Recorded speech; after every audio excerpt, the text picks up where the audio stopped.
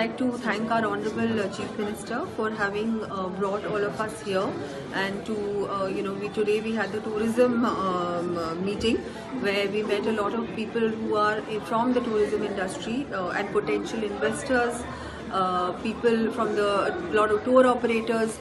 So we spoke to them, and we spoke to them about what Rajasthan has to offer. There is so much potential and opportunity in Rajasthan, and they should come and invest in Rajasthan. Rajasthan is a state which is very hospitable, which is very friendly, which is very well located, which has culture, which has heritage, which has wildlife, which has all kinds of tourism, something to appeal to every kind of traveler. So we spoke to them, and they seemed very open to the discussion, and there was everybody was responded very positively. So we hope we'll get a lot more tourists after these visits, and tourism as it is one of the big, very big.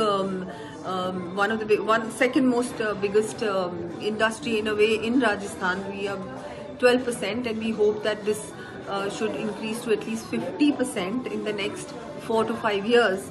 And for that we are working very hard. We've got soon we are going to be launching the tourism unit policy, and then the tourism policy, and of course we are getting the IFA awards in March. We are going to be introducing the new film policy as well.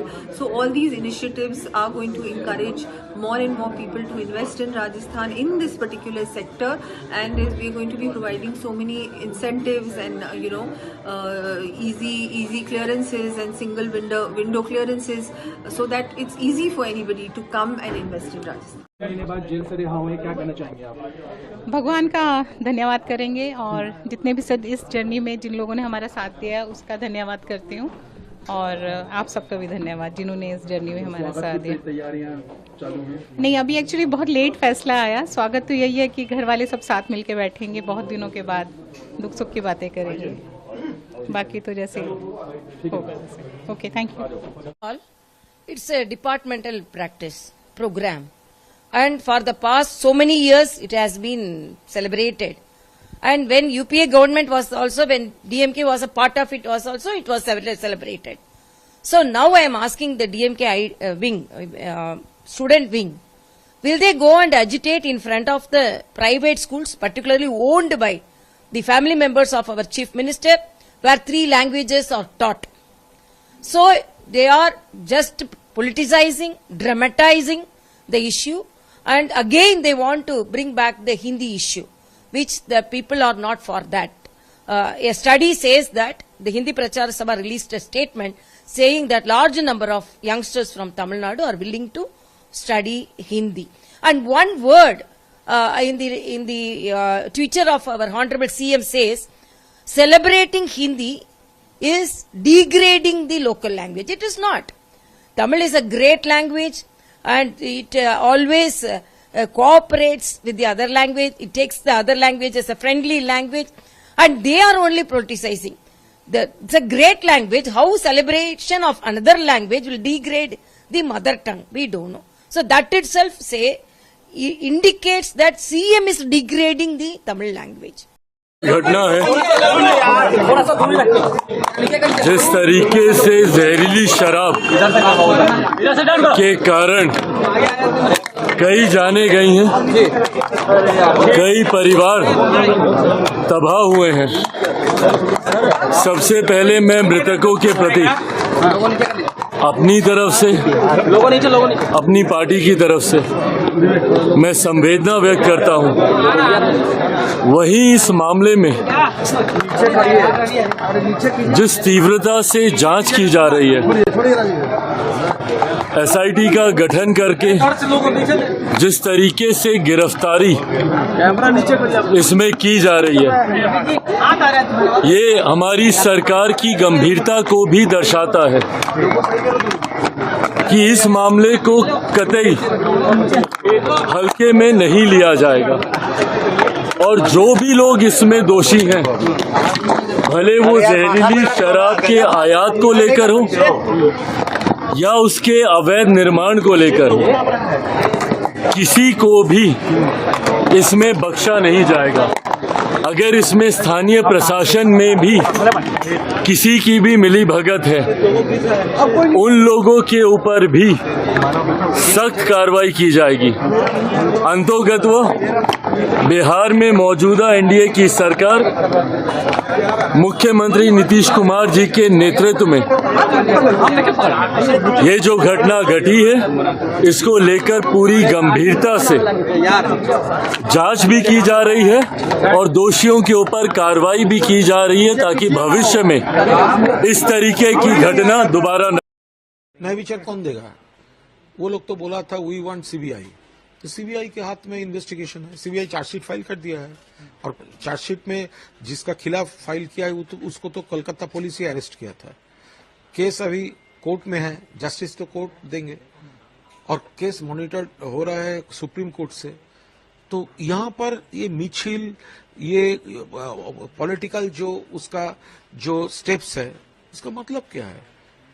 ये कुछ लोग, हम लोग भी न्याय विचार हम लोग भी चाहते हैं, लेकिन कुछ politically motivated, specially left, ultra left, some groups, वो लोग इसका जो इमोशन है उसको मिसगाइड कर रहे हैं।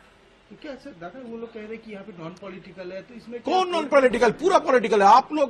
आप लोग जानबूझकर आप लोग ये दिखाता है नॉन पॉलिटिकल। एक रैली, वहां पे सीपीएम का लीडर्स फिजिकली प्रेजेंट है, तो आप लोग कैसे बोल रहा है ये नॉन पॉलिटिकल है? डॉक्टर्स का झूठ बोल रहा है, झूठ बोल रहा है। आई रिपीट, झूठ बोल रहा है। कांति गांगुली कौन है? नॉन पॉलिटिकल है। दीक्षिता धर कौन है? नॉन पॉलिटिकल है। ये सीपीएम लीडर्स, ये लोग कौन है? नॉन पॉलिटिकल है। ये अल्ट्रा लेफ्ट लीडर्स कौन है? नॉन पॉलिटिकल है। तो ये लोग थोड़ा बहुत 100, 200, 300 आदमी को लेकर वहां पर जाता है और आप लोग बोल रहा है, डॉक्टर्स बोल रहा है ये नागरिक का मिছিল। क्या नागरिक का? वो सीपीएम का है। सेना का आदमी है, हम चुनाव टिकट दे रहे हैं। अरे बाप रे साले, फलना का आदमी या चिलना का आदमी एक दिन आदमी से नहीं मिला, मुशहरी ने गया, पासवान टोली ने गया, गरीब को ने देखा, 1 रुपया जाना नहीं, बाढ़ में गया नहीं, ऊपर से ला करके ये सेना है, ये सब लुटेरे, ये जितना IAS IPS लुटेरे लोग हैं उसको कह रहा है कि ये मेरे कोर्ट टीम है, सब लुटेरा उनका कोर्ट टीम है।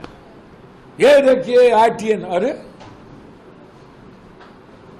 सब ITN का क्या हाल हुआ है सो नहीं देख रहे हैं? इनको सामाजिक ज्ञान नहीं है बहुत सारे लोगों को। ये समझते हैं सब कुछ पैसा पर ही होता है, पैसा पर आदमी ले आओ, पैसा पर औरत उठा लो, राजनीति कर लो। इन लोगों की कोई मुराद है, इन लोगों का कोई औकात है? अभी तक तो कभी सक्सेस हुए नहीं कोई। अब बिहार के बारे में तो इनको कुछ भी पता नहीं है, कोको का भी ज्ञान नहीं है। अब आपको जो लोग क्रांति करते हैं, पैसा दे करके जो लोग न्यूज चलवाते हैं, अरबों करोड़ों रुपया दे के न्यूज चलावाते हैं जो लोग। पार्टी के भी लॉन्चिंग की है, जन सुराज पार्टी। भैया हमको नहीं पता कि कौन सी की लॉन्चिंग किए हैं। सब रिटायर और जिसका कोई जगह नहीं, सब पेंडुलम के तरह जो इधर से उधर घूम रहा था, जिसको कोई कुत्ता नहीं पूछ रहा था, सबको बैठा करके ये कह रहे हैं कि मैं क्रांति करूंगा। अरे क्रांति करना, अभी जाओ ना, एक RTPS के जगह भ्रष्टाचार रोक करके देखो ना। आधार कार्ड में नंबर बदलने के लिए 400 रुपया लेता है। औकात है किसी औकात को बदल देने की? जाओ ना डॉक्टर के यहाँ लूटता है, पहले उसको देखो ना। बाढ़ में कहाँ थे? बाढ़ के दिन पार्टी बना रहे थे और गांधी के जयंती के दिन कह रहे थे कि शराब खोलवाएंगे। अरे शर्म से मर नहीं गए? शराब खोलवाओ ना, कौन मना कर रहा है? पहले जहरीली शराब रोको ना, औकात है तो। जाओ ना, 100 आदमी मरा है, कामन आदमी को पैसा दे के आओ। जब करोड़ों अरबों रुपया 60 लाख का टेंट लगाते हो और यात्रा अरबों रुपया का करते हो, तो पैसा जेब में नहीं है। कोनो बाबू के घर से ही लोग पैसा लाते हैं। कहां से लाते हैं? ITN में कमाए थे। ये नेता लोगों के पास पैसा नहीं है, हेलीकॉप्टर के लिए पैसा होता है।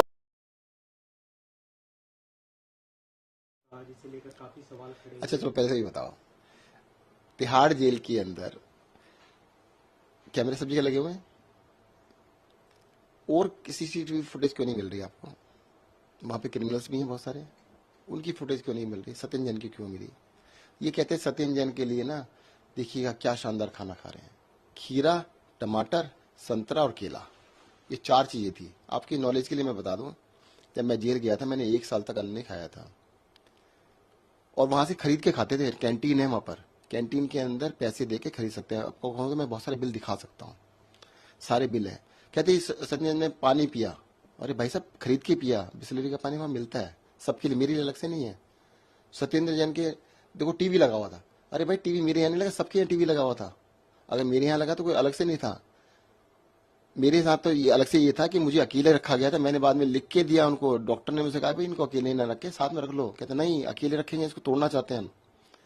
तो मेरे साथ अत्याचार किया गया। जो जो वीडियो की आप बात कर रहे हैं वो एक अति जिसे कह सकते हैं। अरे मुझे सर्जरी हुई थी, मुझे डॉक्टर्स ने कहा था बेड रेस्ट नहीं, एक्सक्लूसिव बेड रेस्ट, कि मेरे को कहा गया था मुझे अस्पताल में रखना था। कि वहां के स्टाफ ने बोला कि जी हम आपको ओपीडी में ना रख के, हम आपको चक्की कहते हैं वहां पे, रूम को कहते हैं, वहां रख लेते हैं और फैसिलिटी वहां पे दे देंगे। मैंने कहा मुझे जब झुकना मना है, मैं कुछ उठा नहीं सकता। कम से कम 1 महीने के लिए एक्सक्लूसिव बेड रेस्ट किया गया था कि 1 महीने तक आपने हिलना भी नहीं है। तो उस टाइम पर मेरे पैरों में इसमें बहुत ज्यादा पेन था, तो उन्होंने अरेंज किया था। अच्छा आप कह रहे हो मसाज की बात कर रहे हैं, चलो कभी ये पूरे कपड़े पहन के मसाज होती है? आपने वो वीडियो दोबारा देख लेना, खोल के देखना। अरे भाई फिजियोथेरेपी कर रहा था वो बेचारा, कहते वो मसाज करा रहे थे। आप भी करा लो भाई ऐसे, मेरे को दिखा देना।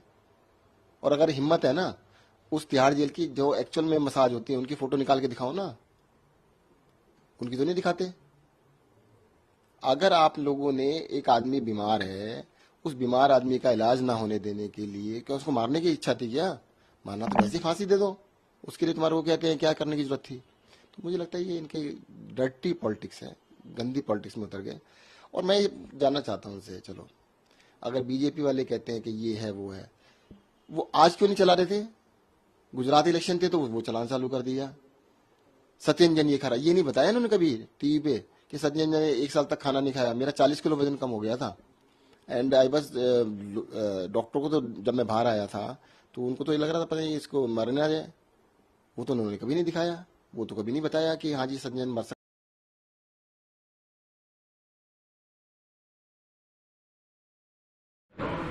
भाई जिनको एतराज है मेरी बात से, मैं उनसे निवेदन करता हूं 10 दिन आकर के कटिहार, पूर्णिया, अररिया, किशनगंज में रहें, तब पता चलेगा कि लव जिहाद किसको कहते हैं। पहले तो लड़कियों का होता था, अब लड़कों का भी हो रहा है लव जिहाद। किसको कहते हैं लैंड जिहाद? अगर देखना हो, थूक जिहाद तो आपने सुन ही लिया, शिक्षा जिहाद भी मेरे बेगूसराय में। तो होता क्या है, अगर मेरी संस्कृति, धन, धरती और धर्म, ये तीनों खतरे में है। आप आकर के देखें, पता करें। इसीलिए आज हम हिंदुओं से कहने आ रहे हैं, या हैं, घूम रहा हूं, धर्मो रक्षित रक्षिता। तुम धर्म की रक्षा करो, धर्म तुम्हारी रक्षा करेगा। सब मिलकर के रहो तो सशक्त, संगठित हिंदू, सुरक्षित हिंदू। संगठित हिंदू, सुरक्षित हिंदू बटोगे तो। छोड़िए ना, तेजस्वी जी क्या बोलते हैं उसे कोई मतलब नहीं है। आपके अगर हाथ में घाव हो जाएगा तो घाव हाथ काट दीजिएगा क्या? अरे शराबबंदी एक नीति है, और उस नीति से आप सर्वे करके देख लीजिए बिहार में कितने ग्रामीण क्षेत्रों में लोग आज खुश हैं। दुर्घटनाओं में कमी आई, लोग आज सड़क पर सुरक्षित महसूस करते हैं शराबबंदी के बाद से। अब उसमें कोई कहीं गड़बड़ी करता है तो वो पकड़ा भी जाता है और कार्रवाई भी होती है। लेकिन तेजस्वी जी को तो कुछ समझ में आता नहीं है। जब हम लोग के साथ थे तो क्या बोल रहे थे, शराबबंदी बड़ा बढ़िया है, अभी एक मिनट में उनको शराबबंदी खराब नजर आ रहा है। हत्या आप लोग करवा रहे हैं सरकार के द्वारा। अरे ये जब अभी हम लोग के साथ थे तो क्या बोल रहे थे, हम लोग के जब साथ थे कुछ दिन पहले तक तो क्या बोल रहे थे, अब अभी क्या बोल रहे थे। इसलिए छोड़ दीजिए, ये सब राजनीतिक कारणों से अपना बोलते रहते हैं, वो बोलते रहे।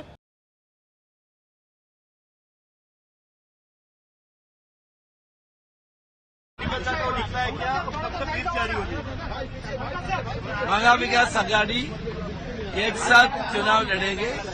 हमारे सामने, हमारे बीच में कोई, अरे क्या कर रहे हैं, मैं जा रहा हूँ वहाँ पे। मैं माधव सिंह में आके उद्धव ठाकरे जी के को मिला, वो हॉस्पिटल में था बीच में, उनके तबीयत पूछने के लिए मैं गया, उनकी अभी तबीयत ठीक है और महा विकास आघाड़ी का तबीयत भी ठीक है। हम एक साथ चलेंगे, कोई मतभेद नहीं है। हम आज 3 बजे फिर हमारा आज डिस्कशन, सीट एलोकेशन की डिस्कशन शुरू हो जाए।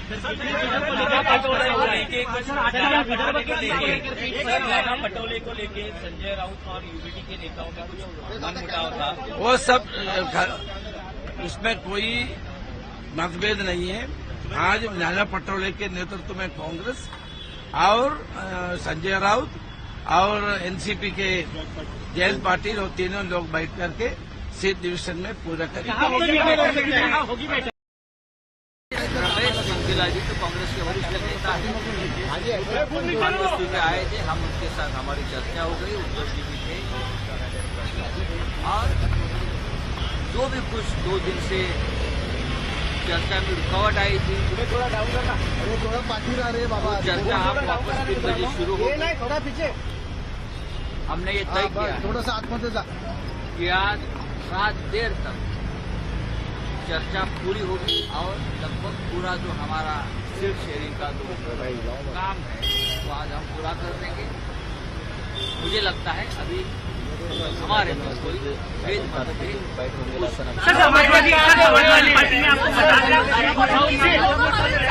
समाजवादी पार्टी ने आपको बताया है या फिर बिना बताया सीट घोषित कर दी? नाना पटोले हे काँग्रेस पक्षाचे प्रदेशाध्यक्ष त्यांच्या नेतृत्वाखाली खाली चर्चा आजच्या चर्चेला ते 100% असतील। समाजवादी पार्टी ने आपको बताया है 4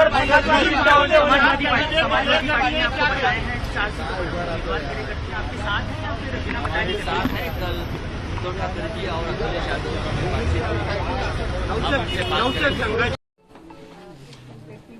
मैं तो यही कहूंगा कि भाई देखिएगा, इस देश के अंदर जो अत्याचार का इस टाइम चल रहा है, इस अत्याचार से जनता को डरना नहीं चाहिए, दबना नहीं चाहिए, बिल्कुल भी पीछे नहीं हटना चाहिए। देश को जिस रास्ते पे ले जाया जा रहा है, अत्याचार के रास्ते पर, बेईमानी के रास्ते पर, और जो लोग उसके खिलाफ है उनको सबक सिखाया जा रहा है। अरविंद केजरीवाल एक ऐसे आदमी है जिन्होंने पब्लिकली सबके सामने कहा कि मैं इनसे दबूंगा नहीं। अगर दब जाते तो कोई इश्यू ही नहीं था, अगर उनके साथी भी दब जाते तो कोई दिक्कत ही नहीं, कोई जेल नहीं जाता, और जेल चले भी गए थे तो 2 दिन में छूट भी जाते।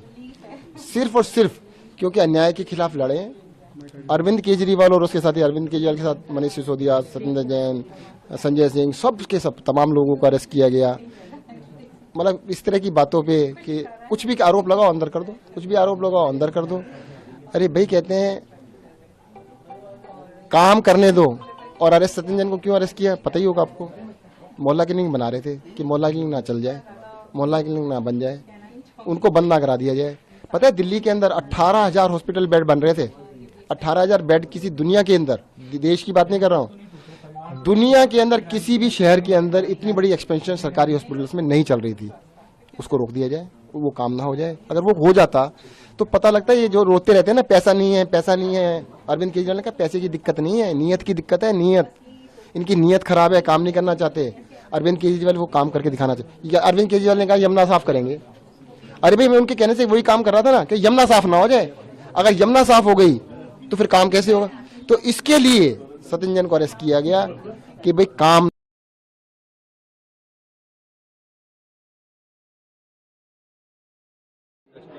देखिए, बिहार के माननीय मुख्यमंत्री नीतीश कुमार जी के नेतृत्व में हमने फिल्म नीति जो लाई है, ये फिल्म नीति बिहार के प्राकृतिक, ऐतिहासिक और धार्मिक विरासत को, ये गणतंत्र की भूमि के कई खूबसूरती को भी दिखाएगा, बिहार के प्रतिभाओं को बढ़ाएगा, रोजगार के अवसर को भी इससे मदद मिलेगी और बिहार के नकारात्मक वातावरण को हटा के सकारात्मक माहौल भी खड़ा होगा।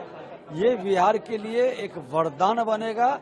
आज हमारे प्रधानमंत्री जी ने कहा है कि विरासत और विकास साथ साथ हो, तो बिहार के विरासत और विकास की गति को बढ़ाएगा। भोजपुरी को लेकर कितना नजरिया चेंज होगा इस पॉलिसी के बाद? देखिए, आज हमारे बिहार के अंदर भोजपुरी है, मैथिली है, मगही है, बजिका है, अंगिका है, ये पंचामृत निश्चित तौर पर पवित्रता के भाव, सकारात्मक वातावरण को बनाने में एक अहम भूमिका निभाएगा और इससे देश के लोग जानेंगे कि वही बिहार है जो अखंड भारत का निर्माता रहा, वही बिहार है जो ज्ञान विज्ञान की भूमि रही, वही बिहार है जो कई धार्मिक स्थलों का जगत जननी रही और लोकतंत्र की ये जननी है। तो ऐसे भाव को अलग अलग रूप में दिखाने का बिहार के अंदर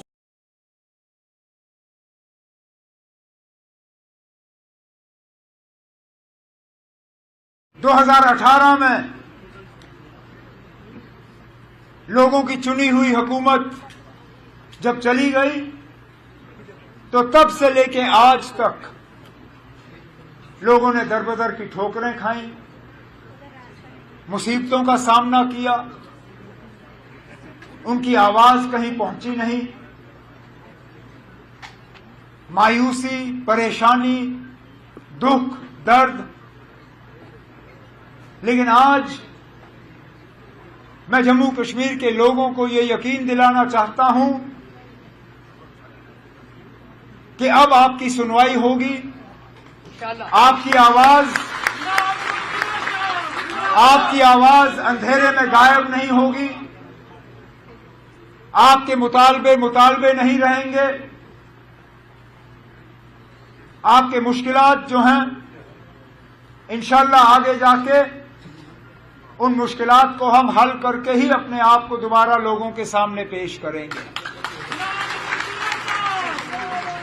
इलेक्शन के नतीजे निकले ही नहीं थे कि हमारे कुछ मेहरबान ये शोषा डालना शुरू कर गए थे कि आप जम्मू का कुछ नहीं होगा, जम्मू को नजरअंदाज किया जाएगा, जम्मू को सजा दी जाएगी कि उन्होंने नेशनल कॉन्फ्रेंस के उम्मीदवार या कांग्रेस के उम्मीदवार को यहां से चुना नहीं। और मैंने पहले दिन से कहा, मैंने कहा यह हुकूमत सबकी होगी, इसमें नुमाइंदे सबके होंगे, इसमें आवाज सबकी होगी और हम खिदमत सिर्फ उन लोगों की नहीं करेंगे जिन्होंने नेशनल कॉन्फ्रेंस या अलायंस को वोट दिए। हम अगर खिदमत करेंगे तो पूरे जम्मू कश्मीर की आवाम की खिदमत करेंगे। डिप्टी सीएम बनाना कोई मजबूरी नहीं थी ना, इससे पहले भी जम्मू के डिप्टी सीएम बने हैं, लेकिन वो कोalition में मजबूरी की वजह। मुफ्ती मोहम्मद सैयद साहब अल्लाह मगफिरत करे उन्हें, जब वो वजीर आला बने तो कांग्रेस के साथ उनका अलायंस था, अलायंस को उन्होंने औहदे देने थे। मंगत राज शर्मा जी डिप्टी सीएम बने। जब गुलाम नबी आजाद साहब जम्मू से सीएम बने, डिप्टी सीएम बनाना था, कश्मीर को डिप्टी सीएम का दर्जा मिला। जब 6 साल मेरी हुकूमत चली, वजीर आला के तौर पे मैंने जम्मू कश्मीर की खिदमत की। अलायंस की मजबूरी थी कि ताराचंद जी को हम डिप्टी सीएम बनाएं। इस बार फिलहाल कांग्रेस ने अभी तक मिनिस्ट्री में जो है शामिल होने का जो है कोई फैसला लिया नहीं है, लेकिन हमने तब भी डिप्टी सीएम बनाया और डिप्टी सीएम भी उसी पार्टी का जिस पार्टी का सीएम। ये उन लोगों के लिए जवाब है जो पिछले इलेक्शन में नेशनल कॉन्फ्रेंस के खिलाफ उंगली उठा के कहते थे कि ये मुसलमानों की पार्टी है। इस पार्टी में मुसलमानों के अलावा किसी के लिए